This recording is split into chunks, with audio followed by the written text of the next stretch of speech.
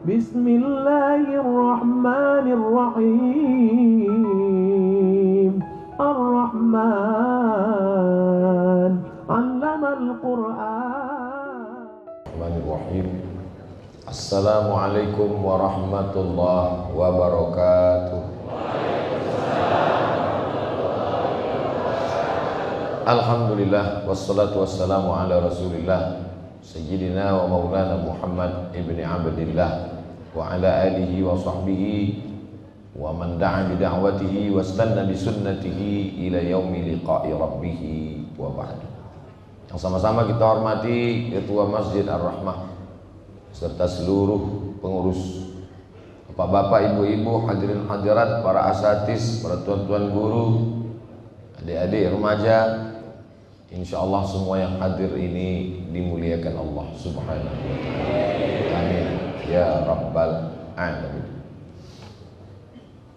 Di antara semua salat subuh, salat zuhur, salat maghrib, salat isya, salat tarawih, salat yang disebutkan dalam 5 waktu itu, salat apa yang ada disebutkan secara spesifik dalam Al-Quran?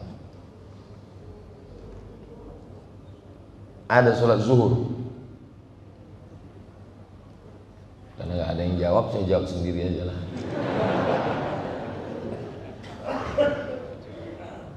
Salat zuhur tak ada. Salat asar, salat maghrib, salat isya. A'udzubillahi minasyaitonir rajim. Aqimis salata liduluki syamsi ila ghasaqil laili wa qur'anal fajr. Inna qur'anal fajri kana mashhuda. Macam-macam terpaksa. Jadi dalam ayat itu disebutkan, dirikanlah sholat ketika matahari tergelincir sampai masuk malam. Wa qur'anal fajri, Quran fajri, diterjemahkan orang Quran di waktu fajar, padahal yang dimaksud dengan Quranal fajri itu adalah sholat subuh. Kenapa sholat subuh itu disebut dalam Al-Quran secara spesifik? Karena ayat Al-Quran dibaca yang paling panjang di antara 5 sholat adalah sholat subuh. Tahajud juga ada disebut, Pak Ustadz. Wa minal laili, dari sebagian malam, fatahajjad, bertahajudlah kamu. Nafilatal lak, sebagai amal tambahan. Asa ayyab'asaka rabbuka maqaman mahmuda. Mudah-mudahan dengan tahajud itu engkau akan ditempatkan Allah maqaman mahmuda. Maqaman mahmuda artinya tempat yang terpuji, bukan tempatnya mama-mama muda. Kenapa tahajud disebutkan?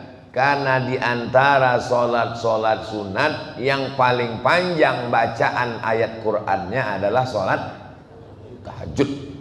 Berapa ayat? Hatta tatafattara qadamahu, sampai bengkak kaki Nabi Muhammad SAW. Saking lama tegaknya. Kenapa tegaknya lama? Karena ayatnya paling panjang. Apa yang saya maksudkan? Bahwa sholat menjadi disebutkan di dalam Quran karena ayatnya panjang. Sholat sunat tahajud, sholat wajibnya subuh. Muharram, Safar, Rabiul Awal, Rabiul Akhir, Jumadil Awal, Jumadil Akhir, Rajab, Sya'ban, Ramadan, Syawal, Zulqa'dah, Zulhijjah, Januari, Februari, Maret, Agustus, Desember. Bulan apa yang ada disebutkan dalam Al-Quran? Syahrul Ramadan alladzi unzila fihil Quran. Satu-satunya nama bulan yang disebutkan dalam Al-Quran, bulan Ramadan. Mengapa bulan Ramadan? karena bulan Ramadan, bulan turunnya Al-Quran. Salat subuh karena ayat paling panjang. Salat tahajud karena ayat paling panjang. Bulan Ramadan karena bulan itu dia turun. Air putih. Kenapa tiba-tiba Ustaz ingat air putih? Baru datang. Setelah diperiksa melalui mikroskop paling canggih di dunia, ternyata air putih ini ya putih, air mineral. Setelah dibacakan ayat-ayat Al-Quran, maka muncullah molekul-molekul cahaya bergambar bunga persegi 8. Bisa dilihat Pak Ustaz? Kalau tak percaya lihat aja. Gak kelihatan Pak Ustaz? Lihat di handphone. Buka www.google.com. Tulis di situ The Miracle of Water. Tulisannya Pak Ustaz, Miracle of Water. Maka di sana akan nampak molekul cahaya yang muncul ketika dibacakan ayat-ayat Al-Quran. Yang menguji, yang ngetes malah bukan orang Islam, orang Jepang. Dia mau melihat apa respon air terhadap bacaan ayat Al-Quran. Salat subuh disebut karena ayatnya paling panjang. Salat tahajud disebut karena ayatnya paling panjang. Bulan Ramadan disebut karena bulan Ramadan dia turun. Air berubah, molekul cahaya muncul, kristal cantik indah karena ayat-ayat Al-Quran. Air merespon. Maka judul kita hidup mulia bersama Al-Quran. Jadi manusia ini di badannya ini cairan. Karena sampai hari ini belum ada manusia ketika jatuh sobek kulitnya yang keluar kabel, itu belum ada. Kecuali dia Robocop sama Transformer. Kalau jatuh keluar darah. Darah itu minyak atau air? Air. Makanya air itu merespon ketika dibacakan ayat-ayat Al-Quran. 3 liter air dalam tubuhnya ini, kalau tumpah dia kekurangan darah, mati, lalu kemudian habis, hilang, jantung berdegup, berdetak, menyemburkan darah. Darah itu air. Air itu merespon ketika dibacakan ayat-ayat Al-Quran. Makanya ketika kita bangun pertama kali dan kita sholat tahajud, ayat Quran banyak supaya darah itu berubah menjadi positif. Begitu juga dengan tahajud, begitu juga dengan subuh, ayatnya juga yang paling panjang supaya nanti saat melewati menjalani hari Selasa. Selasa ini betul. Saking lamanya saya sudah keluar nih lupa hari apa udah. Maka hari Selasa ini insya Allah, karena kita tadi dibacakan ayat yang panjang oleh imam kita, maka kita pun bersemangat. Maka kalau ada orang yang diganggu jin, kerasukan setan, apa dibacakan? Ayat Quran. Belum pernah ada orang kerasukan setan dinyanyikan lagu dangdut. Allahu la ilaha illa huwal hayyul qayyum la ta'khudhuhu sinatun wa la nawm lahu ma fis samawati wa ma fil ardh man alladhi yashfa'u 'indahu illa bi'idhnihi ya'lamu ma bayna aydihim wa ma khalfahum wa la yuhituna bi shay'in min 'ilmihi illa bima sha'a wasi'a kursiyyuhu as-samawati wal ardh wa la ya'uduhu hifdhuhuma wa huwal 'aliyyul 'azim. Kenapa Ustaz bacakan terus? Mana tahu ada yang kerasukan setan. Setannya keluar, merespon dia. Makanya itu dibaca habis sholat subuh, dibaca habis sholat zuhur, dibaca habis sholat asar, dibaca habis sholat maghrib. Seminim-minimnya habis subuh sama habis maghrib. Kenapa? Habis subuh awal hari, habis maghrib awal malam. Dibaca dari awal hari, dijaga sampai petang hari. Dijaga dari dibaca awal malam, dijaga sampai akhir malam. Nyambung antara subuh ke maghrib, maghrib ke subuh. Begitulah Allah menurunkan. Bukan mantra, bukan bim salah bim abrakadabra, tapi yang diturunkan adalah wa nunazzilu minal Qur'an. Kami turunkan Al-Quran ma huwa shifaa, sebagai obat terhadap masalah-masalah kehidupan. Orang yang stres, orang yang depresi, bingung terhadap hidup, akhirnya pergi ke tempat bersemedi, tempat bermeditasi. Disuruh pejam mata, mendengar suara gemerici air dan kicau burung, yang semuanya bukan, nggak ada burungnya, cuman suaranya aja, macam sarang walet. Disuruh tarik nafas, tarik nafas, tarik, tahan, keluar dari bawah. Kita tidak diajarkan demikian. Kita disuruh kalau susah hati gunlah gulana, ambil air wudhu, buka Al-Quran, membaca dengan aturan nafas seperti yang diajarkan guru-guru kita. Tak boleh mencuri nafas, ada wakafnya, ada ibtidaknya, ada idghamnya, ada gunnahnya, ada qalqalahnya, ada mendengungnya. A'udzu billahi minasy syaithanir rajim. Bismillahirrahmanirrahim. Was-samaa'i wat-tariq. Wa ma adraka mat-tariq. An-najmus saqib. In kullu nafsin lamma 'alaiha hafiz. Falyanzuril insanu mimma khuliq. Lama-lama titik-titik itu pun bergerak, dia pun tertidur. Alhamdulillah Ustaz Somad, sejak saya baca Quran ini cepat sekali saya tertidur. Sebelumnya jam 2 malam pun mata saya berkedip-kedip, nggak bisa tidur.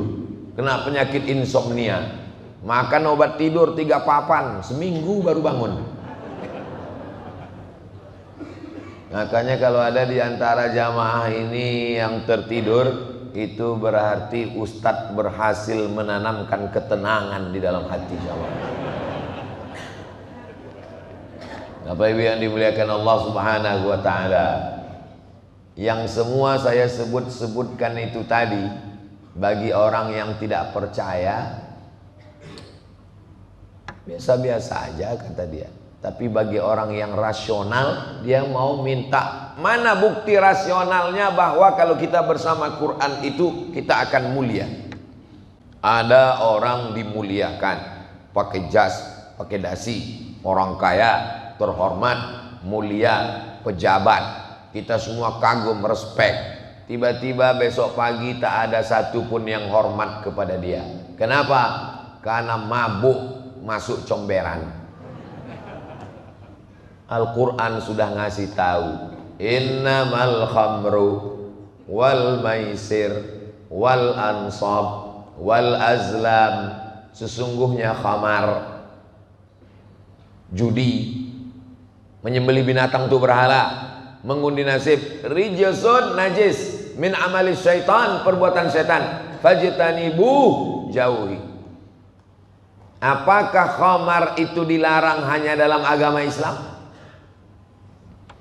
Saudara kita yang ada di Papua, Muslim minoritas, mengeluarkan perda, peraturan daerah tidak boleh mabuk sembarangan. Kalau kita memang nggak boleh mabuk sama sekali, mereka boleh mabuk, tapi ada jam-jam tertentu. Kalau kita nggak boleh mabuk sama sekali. Di Barat, kalau ada orang nyetir, mau artis, mau orang kaya, mau pejabat nyetir, di stop, lalu kemudian dicek, mulutnya bau alkohol, masuk penjara. Kenapa? Mobilnya kan mobil dia, yang mabuk kan dia. Apa bahayanya? Memang betul. Apa salah saya? Mobil-mobil saya, minuman-minuman saya, yang mabuk kan saya. Apa urusan saya? Memang betul. Tapi kalau mobil kau melintang di jalan tol, semua orang mati. efeknya kepada orang lain. Jadi kalau orang Islam yang bertanya, jawabannya ada.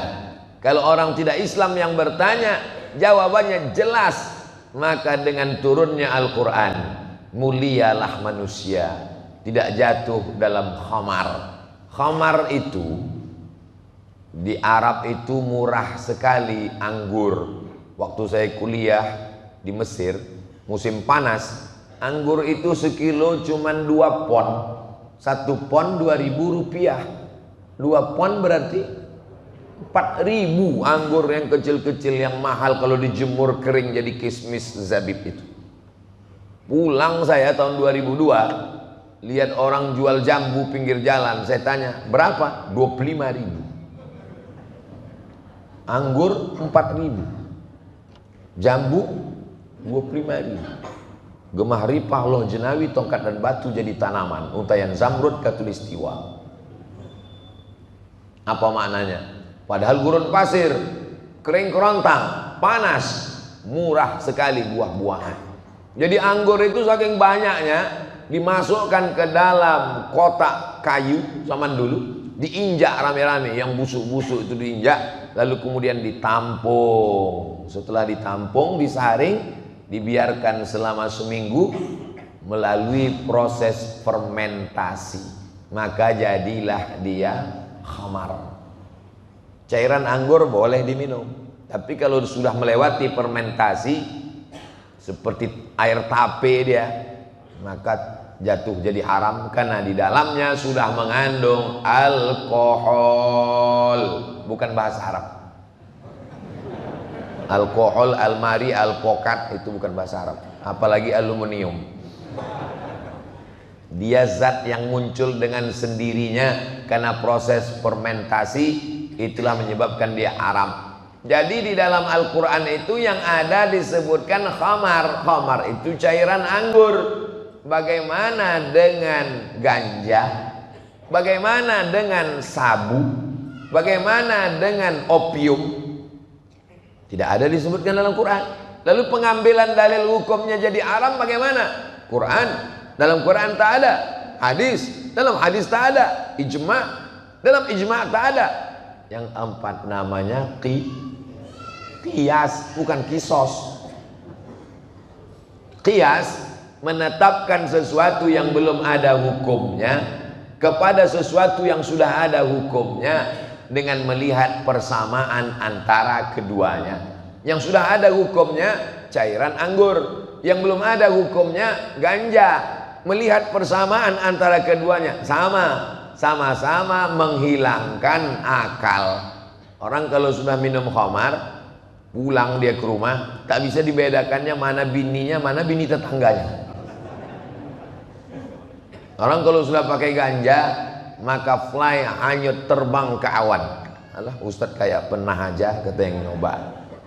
Kata orang yang sudah mencoba, ingin juga mabuk, mau beli ganja tak ada uang, mau beli sabu nggak ada uang, mau beli narkoba nggak ada uang, akhirnya dibelilah kopi dicampur dengan spiritus, diminum, alhamdulillah mati, bukan mabuk.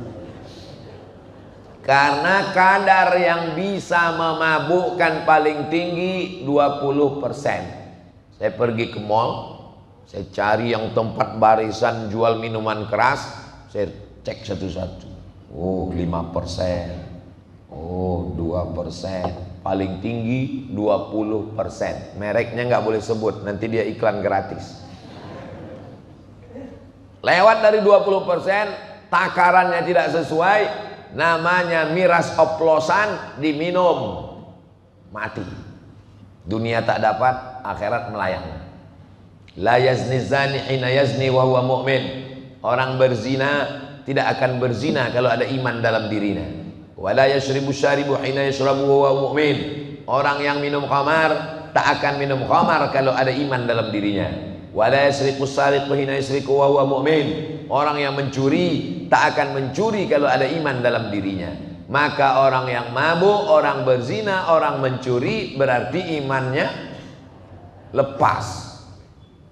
Hadis ini diriwayatkan oleh Abdullah bin Abbas. Datanglah muridnya namanya Ikrimah. Siapa nama periwayat hadis tadi? Memang kalau belum sarapan susah ngingat memang. Datanglah muridnya namanya Ikrimah. Wahai guruku Abdullah bin Abbas. Ya, katanya orang yang mabuk imannya lepas, orang yang mencuri imannya lepas, orang yang berzina imannya lepas. Betul. Apakah iman itu bisa lepas dari badan? Abdullah bin Abbas menjawab dengan bahasa tubuh. Syabbaka baina asabi'ihi, dijalinnya jari jemarinya.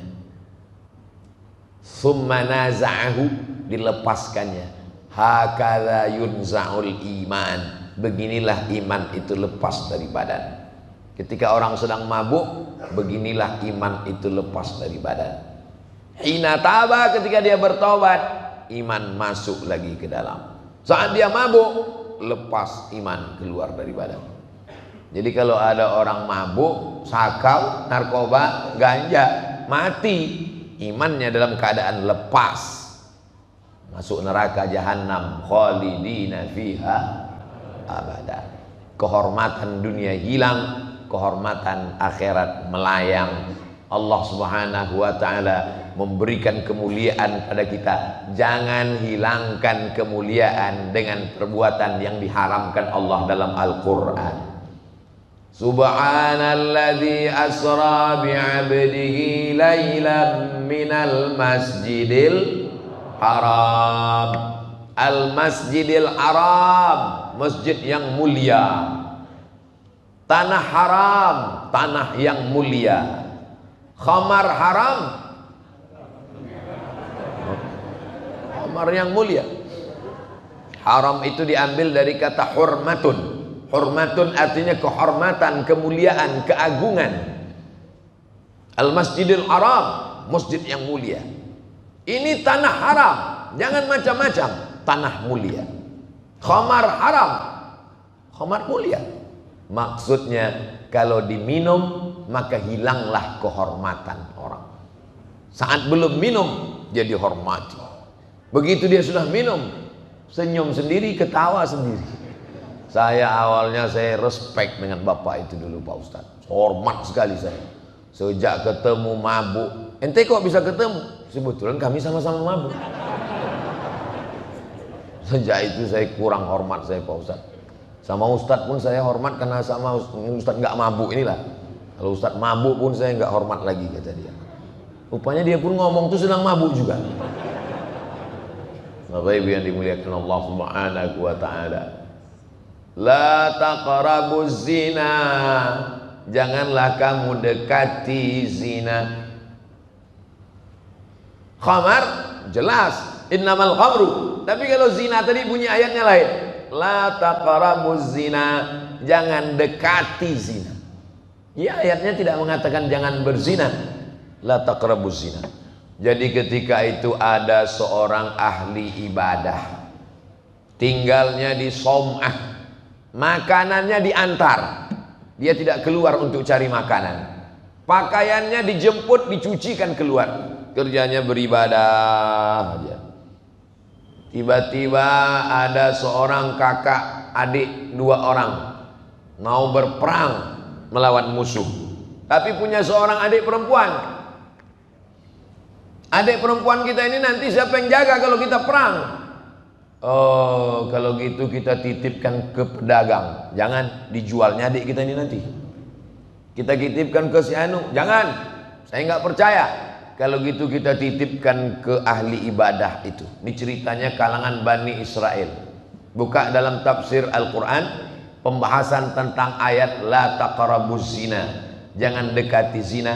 La tattabi'u khutuwatis syaitan, jangan ikuti langkah-langkah setan.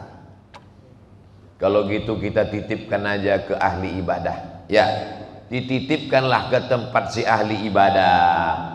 Tuan ahli ibadah, ya, kami mau perang melawan musuh. Ya, adik kami ini kamu yang jaga. Oke, dibuatkanlah rumah kecil di samping tempat ibadah. Lalu dia pun beribadah. Cara setan pertama merusak ahli ibadah. Perempuan itu datang mengantar makanan, wajahnya kelihatan. Dosa pertama dari mata. Itulah mengapa ada ibu-ibu di belakang yang wajahnya tidak mau kelihatan, ditutup pakai cadar. Dulu cadar diejek, cadar radikal, cadar teroris. Dikirim Allah COVID-19, semua laki-laki bercadar. Baru tahu, jangan ejek ajaran Islam. Kalau ada perempuan bercadar, menutup wajahnya, dia bukan menjaga dirinya, tapi menjaga suami kalian yang gatal, Bu. Kalau ada perempuan menutup wajahnya, dia sedang menjaga kehormatannya. Memang masalah cadar ini ada ikhtilaf. Yang satu mengatakan wajib, yang satu mengatakan anjuran. Jangan kelahi. Yang sudah bercadar istiqomahlah. Yang baru pakai jilbab, pakai hijab, jangan ejek saudarimu. Kalau yang bercadar mengejek yang berjilbab mengejek yang bercadar, yang ketawa yang nggak pakai baju. Maka mulai mengantar makanan, melihat wajahnya, jemput pakaian, maaf beribu maaf. Lama-lama digoda setan orang ahli ibadah tadi, dia pun berzina dengan perempuan itu. Setelah berzina, perempuan itu mengandung. Dia takut kalau perempuan ini nanti mengadu, kakaknya pulang, dia dibunuh. Maka diracunnya perempuan itu, digalinya tanah di dalam tempat ibadah, dikuburnya di dalam. Ketika kakaknya pulang bertanya, mana adik kami? Saya nggak tahu, saya sibuk dengan beribadah, tiba-tiba adikmu hilang. Sampai akhirnya suatu malam dia bermimpi. Dalam mimpi itu dia bertemu dengan adiknya. Adiknya mengatakan bahwa dia sudah dibunuh. Kalau engkau mau tahu wahai kakakku, maka galilah tempat ibadah itu, jenazahku ada di dalam. Dia percaya dengan mimpi yang baik itu, karena itu ilham dari Allah Subhanahu wa taala. Maka dia minta gali, digali, ditemukanlah rupanya adiknya sudah mati menjadi tulang belulang dalam keadaan hamil karena ada janin di dalam. Maka dihukum mati. Semuanya berawal dari pandangan pertama, ngomong, kedekatan, langkah-langkah setan. Begitulah Allah menjelaskan, la taqrabuz zina, jangan dekati. Jadi kalau ada ustadz yang melarang, kalian jangan tukar-tukaran nomor, kalian jangan satu grup WhatsApp. Orang SMS aja kok, WA aja kok, apa hubungannya? Kalian jangan jalan berduaan. Ustadz suuzon, ustadz pula dia bilang suuzon. Itu bukan ustadz yang melarang, Allah melarang. Nazratun berawal dari pandangan. Setelah nazratun, fabtisamun, mulai senyuman. Setelah senyuman, fasalamun, mulai say hello, hai. Setelah salam, fakalamun, mulai ngomong. Setelah ngomong, mau'idun, janji. Setelah janji, faliqaun, pertemuan. Ada 6 langkah setan. Berawal dari mata, senyuman, salam, ucapan, pertemuan, janjian. Setelah itu terjadilah apa yang terjadi. Maka tutuplah dari awal. Ketika melihat, tundukkan pandangan. Maka di masjid ini tidak ada laki-laki yang bisa melihat perempuan. Kenapa? Karena semua laki-laki melihat saya, kecuali saya. Dan di masjid ini tidak ada perempuan yang bisa melihat wajah laki-laki. Kenapa? Karena semua ibu-ibu hanya bisa melihat tengkuk bapak-bapak. Bapak-bapaknya melihat saya, ibu-ibunya melihat tengkuk bapak-bapak. Sedangkan saya memang bisa melihat ke sana, tapi saya ini kan udah tua, jadi nggak jelas sekali. Saya ini umur sudah 45 tahun, jadi tak jelas sekali mana anak gadis, mana nenek-nenek, rata aja nih kelihatan. Makanya di antara shop laki-laki dan perempuan itu dibuat namanya satir. Satir, kain penutup. Di Masjid Ar-Rahmah ini ada kain penutupnya? Enggak pakai kain penutup? Ada di beberapa masjid itu kain penutupnya setinggi lutut, macam net takraw. Kain penutup tuh mesti sampai ke atas setinggi kepala supaya yang sop belakang tidak bisa melihat sop pertama perempuan. Karena yang di belakang ini anak-anak muda banyak, itu kalau ada anak gadis di belakang lain bunyi aminnya. Amin.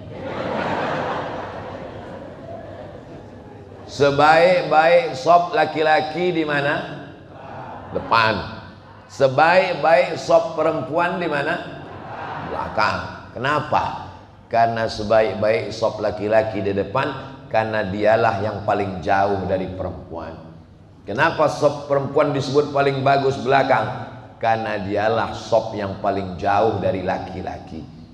Begitu Allah menjaga harkat, martabat, kehormatan manusia. Ini adik-adik kita ini resmi mengumpulkan sesuai dengan ayat Quran. Masalul ladzina yunfiquna amwalahum fi sabilillah, orang yang bersedekah harta di jalan Allah, kamasal. Jangan dekat-dekat deh. Bapak ini dompetnya terjepit di pelan-pelan, langkahnya pelan kayak slow motion. Ambatat sab'a sanabil, satu biji tumbuh 7 cabang. Wa fi kulli sumbulatin mi'atu habbah, satu cabang tumbuh 100. Satu jadi 7, 100 jadi 700. Wallahu yudha'ifu liman yasha. Allah melipat gandakan sesuai kehendaknya. Itu ayat Qur'annya. Adapun hadisnya, setiap subuh Allah kirim 2 malaikat. Termasuk subuh ini ada 2 malaikat yang dikirim Allah. Malaikat yang pertama berdoa, Allahumma a'ti munfiqan khalafa.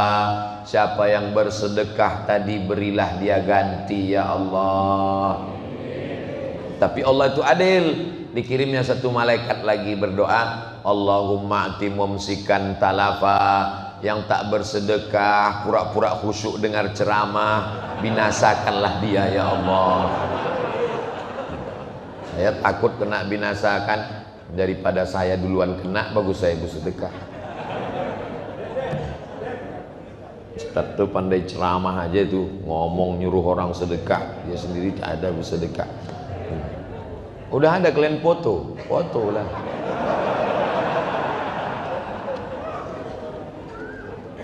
Hadisnya ada dalam Sahih Al-Bukhari. Katanya, kata Nabi Muhammad SAW, setiap subuh Allah kirim 2 malaikat turun. Malaikat yang pertama berdoa, Allahumma a'ti munfiqan khalafa. Bapak ibu yang bersedekah tadi, berilah dia ganti ya Allah. Malaikat satu lagi berdoa, Allahumma a'ti mumsikan talafa. Yang tak mau bersedekah, maka binasakanlah dia ya Allah. Lepas saya sudah. Adapun bapak ibu terserah kalian lah. Saya takut kalian. Mau binasa kalian bukan urusan saya. Nah, cepat kalian jalan. Orang ini takut binasanya. Bapak ibu yang dimuliakan Allah Subhanahu Wa Taala, kita doakan anak-anak muda ini nanti menjadi pejuang di masa akan datang. Bapak ibu masih yakin masjid Saya ingat, cuma pura-pura lupa biar jamaah ini. Bapak ibu yakin Masjid Ar-Rahmah ini masih ada 50 tahun lagi? Yakin? Saya kalau melihat bangunannya ini nggak yakin saya. Masjid ini mesti direnovasi. Saya tadi pas naik mobil, nampak saya tidak tertidur. Saya tak tidur. Kalau tidur batal lah wudhu saya. Nampak saya masjid tinggi 2 lantai, lampunya terang benderang, ada tangganya, tinggi gitu, gerbang tinggi, ada tangganya seperti eskalator, lampu terang. Begitu saya buka mata, kok gini bentuk masjid? Gak tahu, mungkin entah penampakan, entah saya kena halusinasi. Berarti insya Allah ke depan berapa puluh tahun lagi begitulah bentuk masjid ini. Tinggi, ada tangga eskalatornya, lampunya terang benderang. Nabi Shallallahu Alaihi Wasallam ketika pacul dipukulkan ke batu, nampaknya kata Nabi, nanti kalian akan membebaskan Konstantinopel. Apakah Konstantinopel itu dibebaskan? Ya, yang membebaskannya Muhammad Al-Fatih. Jadilah dia kota namanya Istanbul. Semua mesti berawal dari mimpi-mimpi. Kita tidak boleh merasa cukup dengan begini saja.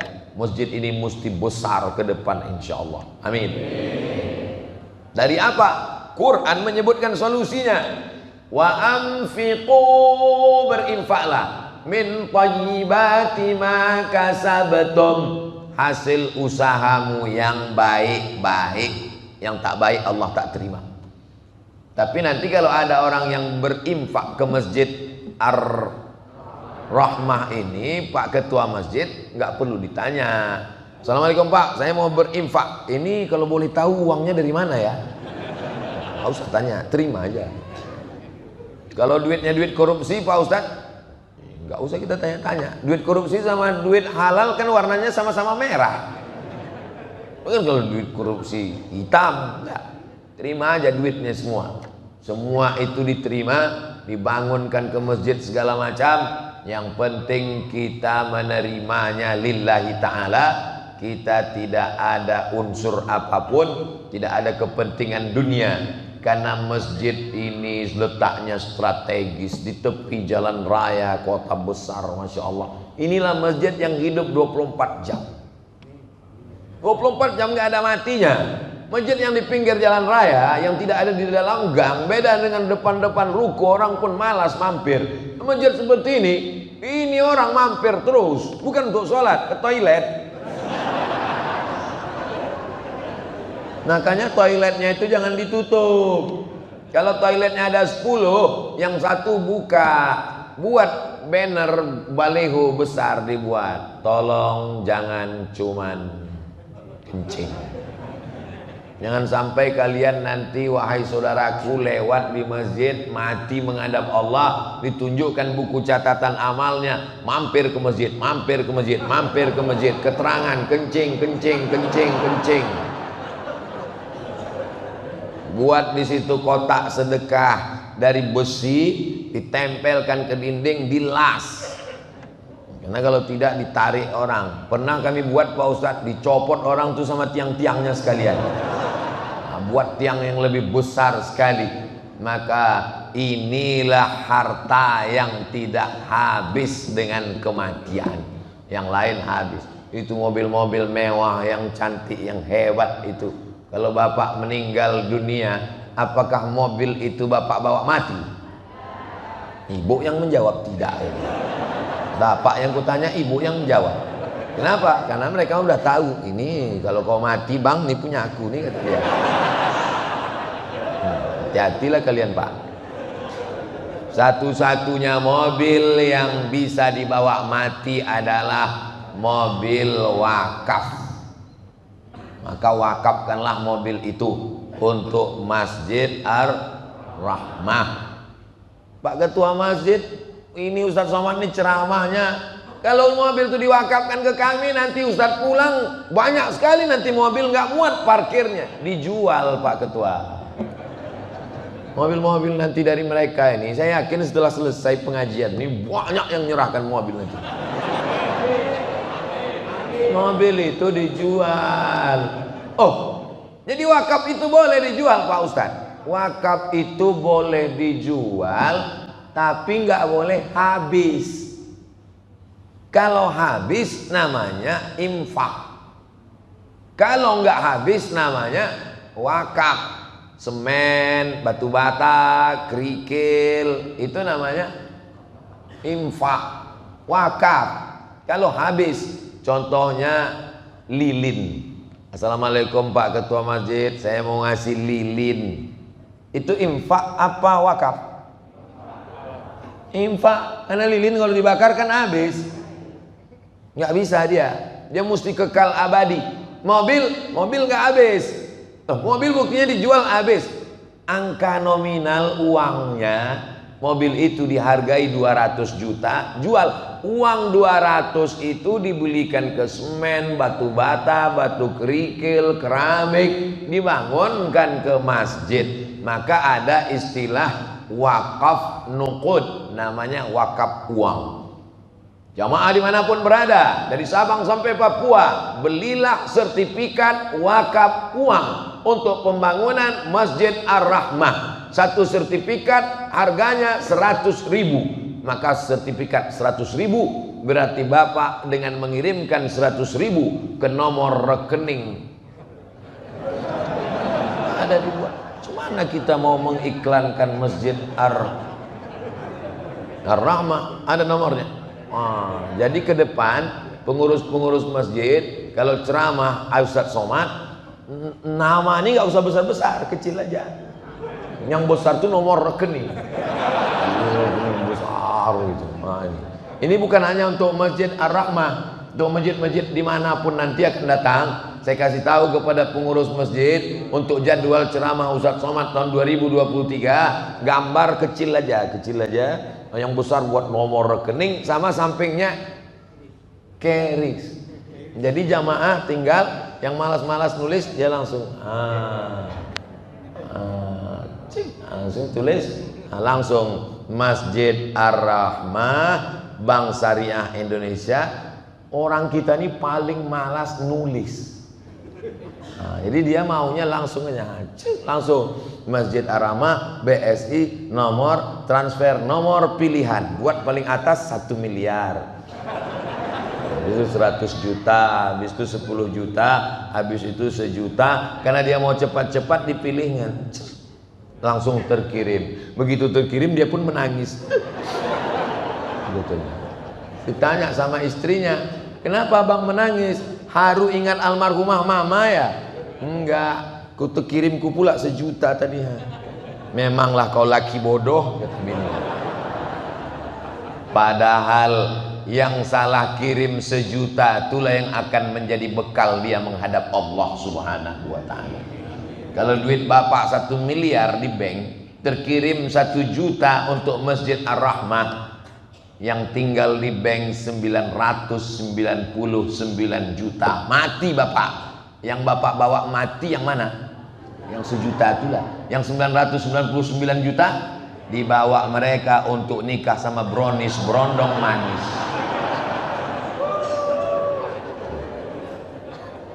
Memang sekarang ketawa-ketawa pas balik dari sini, betul juga. Ibu jawab dengan jujur ya Bu ya. Jangan marah ya Bu ya. Jangan tersinggung sama saya ya.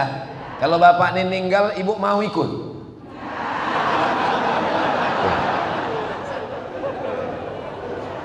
Tapi jangan gara-gara cerita ini kalian yang muda-muda ini jadi takut bebini, lalu mempertahankan status jomblo kalian sampai hari kiamat. Ibu ini perempuan yang solihah semuanya.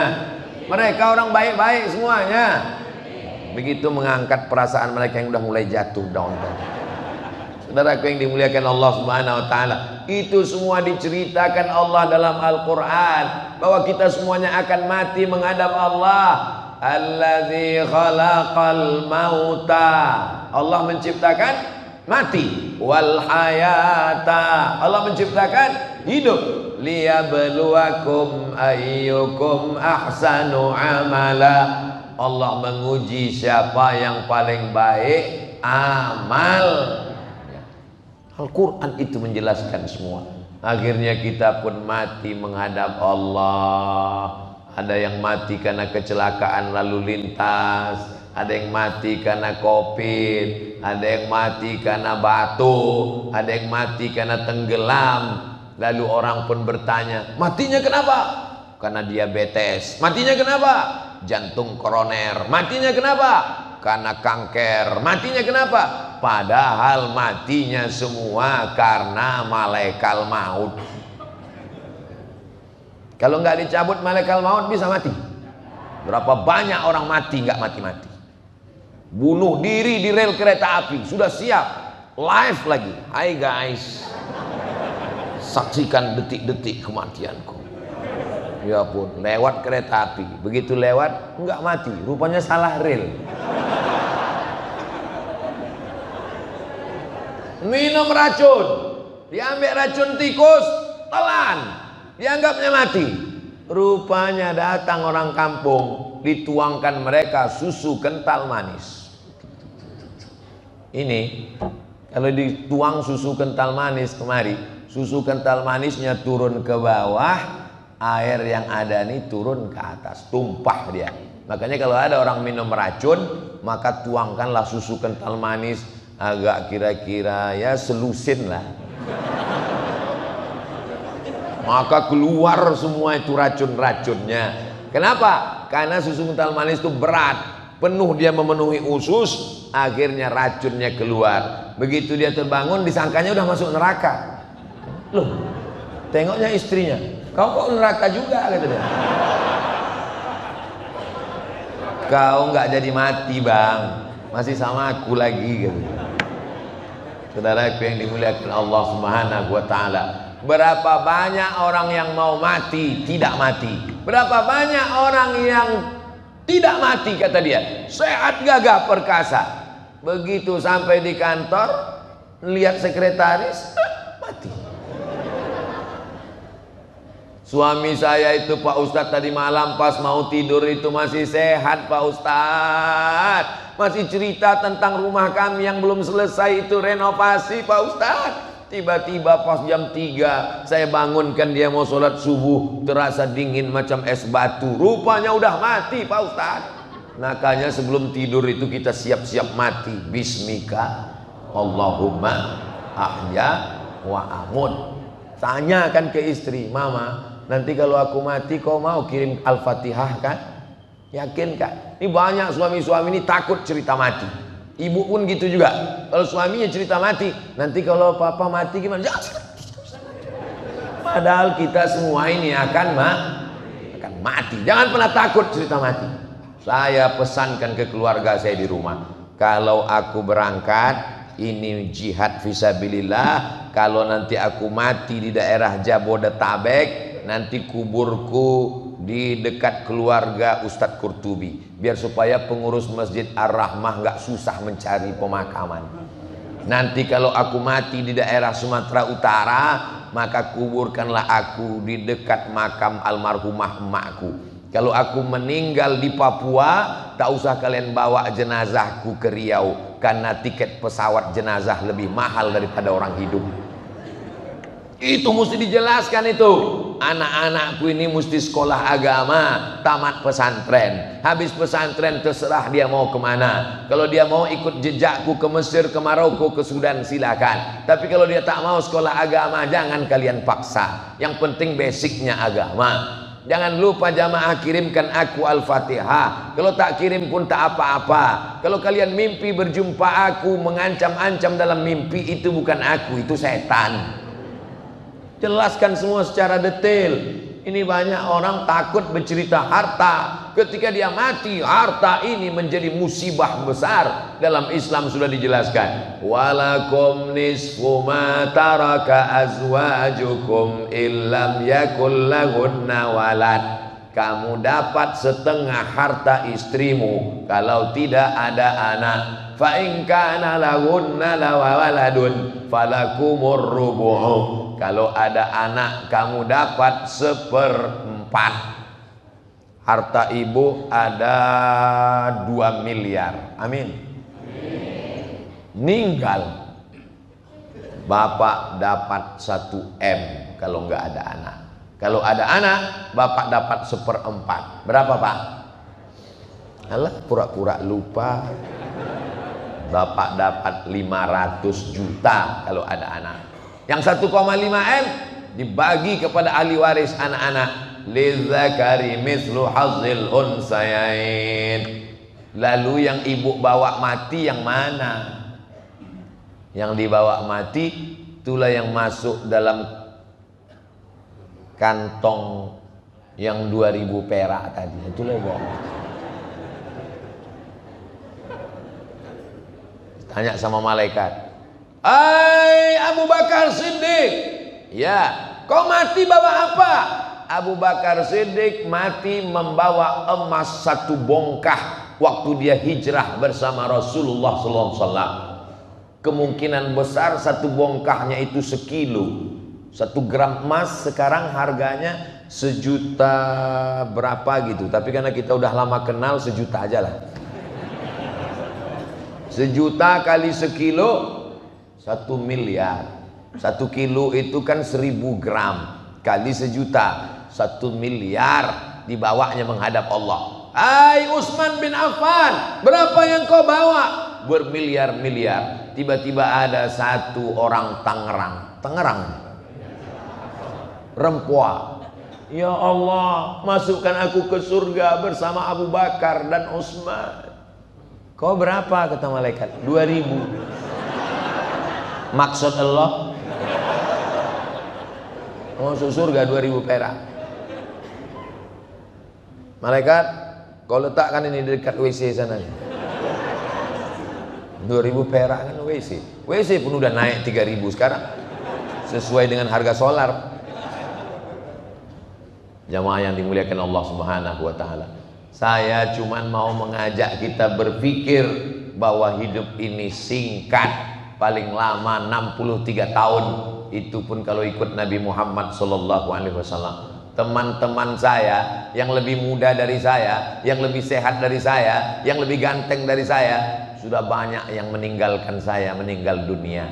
Saya belum mati, kenapa? Karena doa jamaah Masjid Ar-Rahmah. Mereka berdoa, apalagi Pak Ketua yang katanya menonton YouTube saya dari awal sampai akhir.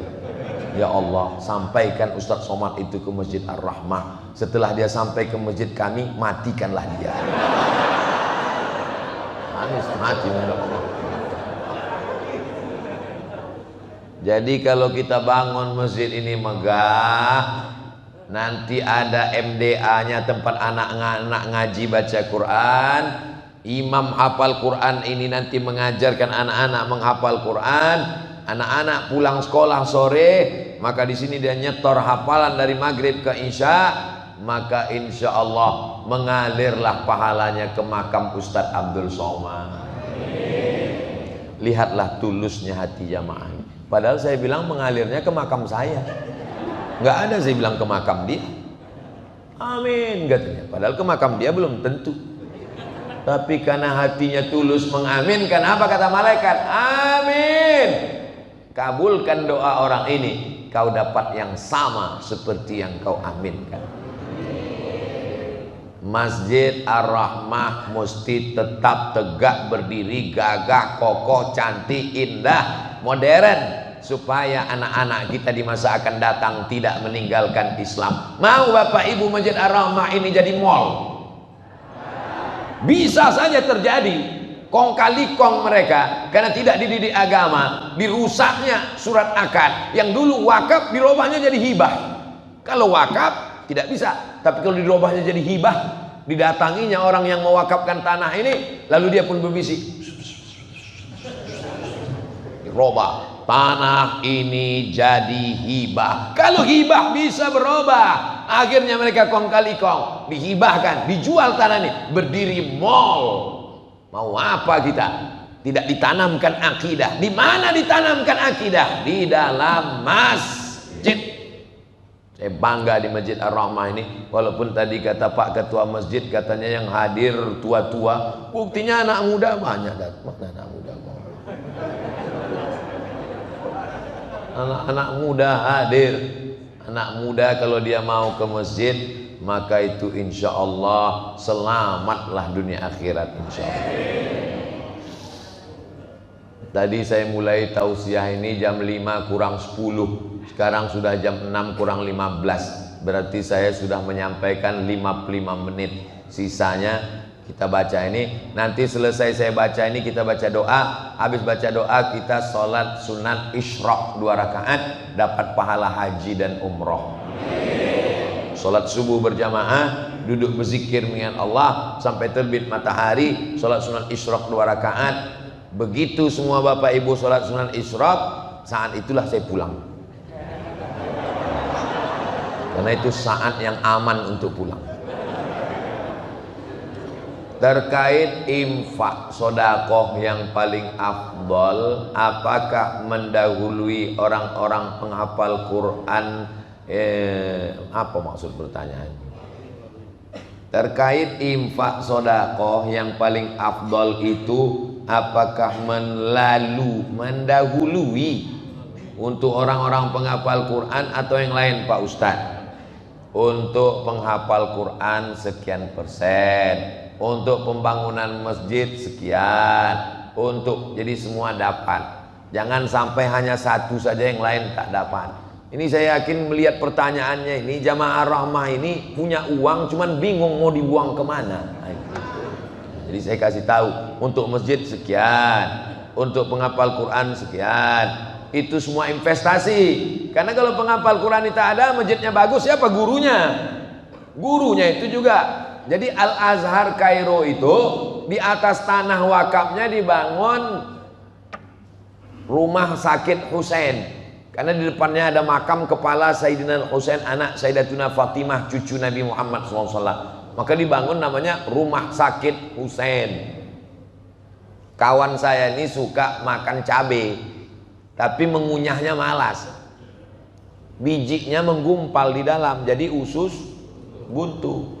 Pas beri periksa udah mau meletus usus buntu ini, udah mau meledak, udah erupsi, udah macam Semeru. Ini mesti digunting. Waktu itu krisis moneter, $1 20.000 zaman saya di Mesir. Sebelumnya cuma 2.500. Bulan Mei 98 jatuh Pak Harto, melambung 97-98 moneter, krisis. Operasi 2.000 pon. Kata kawan saya, daripada operasi ini baguslah aku mati, kata dia, daripada minta orang tua. Tunjukkan kartu mahasiswa. Mahasiswa Al-Azhar, gratis lah. Dari mana duitnya? Dari wakaf. Tanahnya tanah wakaf, dibangun rumah sakit. Hasil keuntungan 90% untuk Al-Azhar, 90% untuk umat, 10% untuk pengelola. Itulah makna wakaf. Wakaf ini kalau dikelola dengan baik, maka tanah wakaf Masjid Ar-Rahmah ini dikelola dengan baik. Ada kliniknya, ada rumah sakitnya, ada malnya. 90% untuk umat, 10% untuk pengelola. Adilnya ajaran agama Islam. Jadi mesti ada wakaf. Kita mesti buatkan nanti namanya khusus sertifikat wakaf untuk Masjid Ar-Rahmah, insyaallah. Amin. Apakah boleh sholat qabliyah subuh dikerjakan setelah sholat subuh? Karena datangnya sudah iqamat. Qad qamatis salatu, qad qamatis salah. Allahu akbar, Allahu akbar. La ilaha illallah.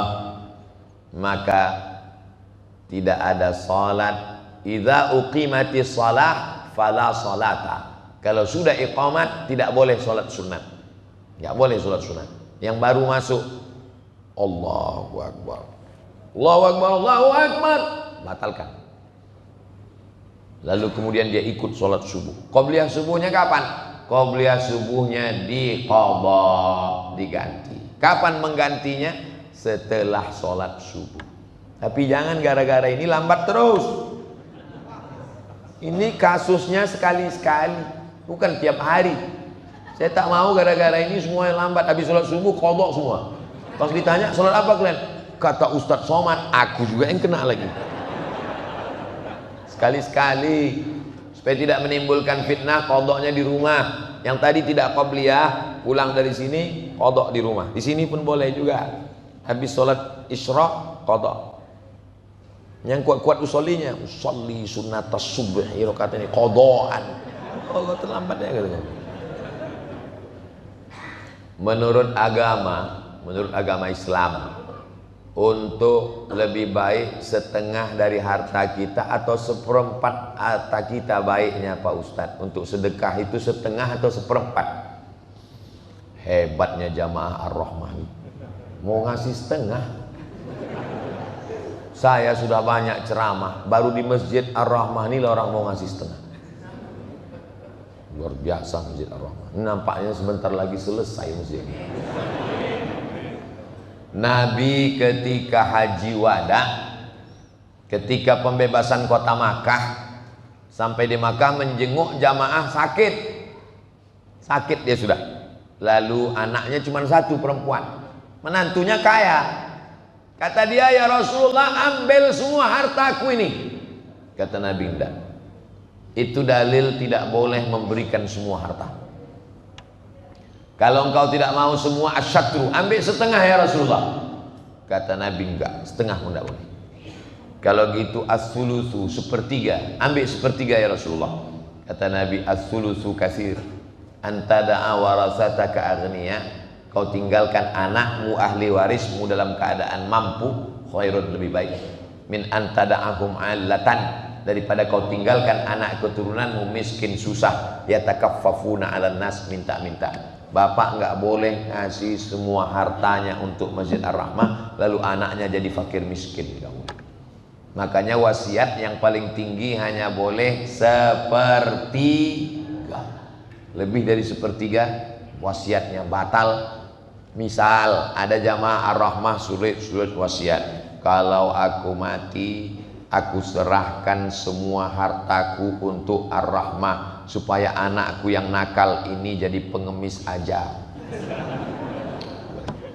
Maka Masjid Ar-Rahmah tetap dapat sepertiga, yang 2/3 tetap dibagikan ke ahli waris. Jelas? Begitulah adilnya ajaran Islam. Izin tanya Ustadz, saya seorang mahasiswa dan santri yang masih menghafal Quran, mohon doanya. Jadi gini Ustadz, panjang ceritanya ini.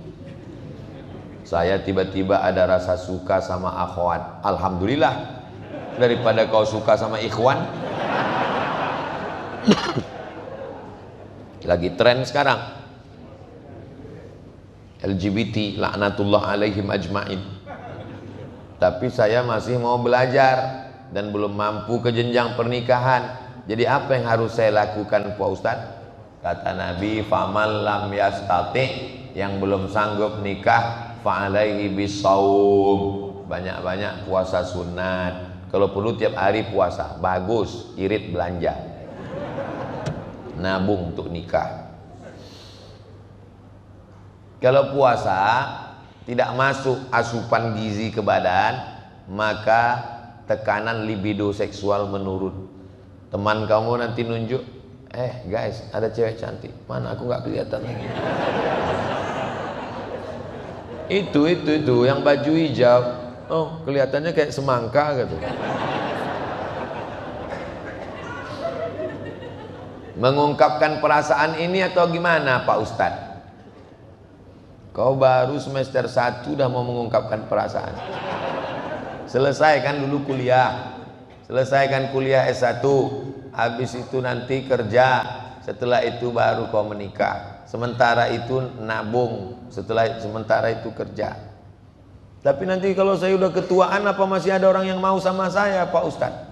Saya ini udah tua nih kan, udah tua nih, udah 45 tahun, kurus, hitam dan tidak ganteng.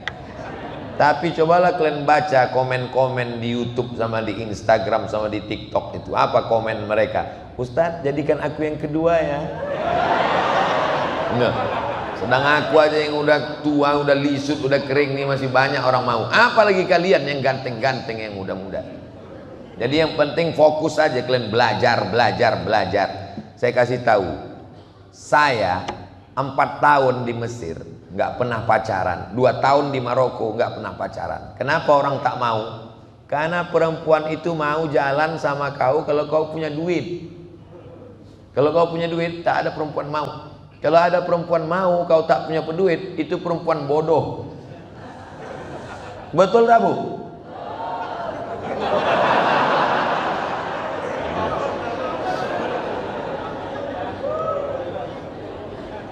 Saya minta pendapat, pandangan dan solusi dari Ustadz. Udah jelas tuh, jelas solusinya tadi. Jelas, serius saja belajar. Mana yang lebih diutamakan, hak dulu atau kewajiban? Ibu sama bapak ini punya bapak terhadap ibu ada kewajiban. Kewajiban bapak kasih ibu makan. Ibu udah makan? Kenapa kalian tak kasih makan? Yang kedua, kasih mereka pakaian. Nampaknya pakaian ibu sudah bagus. Mudah-mudahan jilbabnya cepat lunas. Yang ketiga, kasih mereka tempat tinggal. Alhamdulillah. Yang keempat, beri mereka pendidikan. Yang kelima, beri mereka perhatian. Kalau nanti mereka pulang, gimana mama pak?